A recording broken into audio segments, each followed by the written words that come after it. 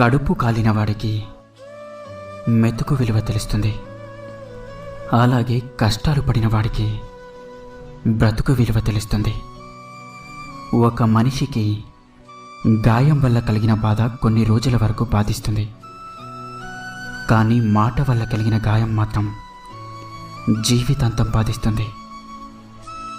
విలువ ఇవ్వని బంధాల దగ్గరికి వెళ్ళి పదే పదే అవమానపడే బదులు ఆ బంధాలను వదిలించుకోవడమే మంచిది. ఏ వ్యక్తికైనా సంపద లేకపోయినప్పటికీ సంస్కారం ఉంటే జీవితం తృప్తిగా ఉంటుంది.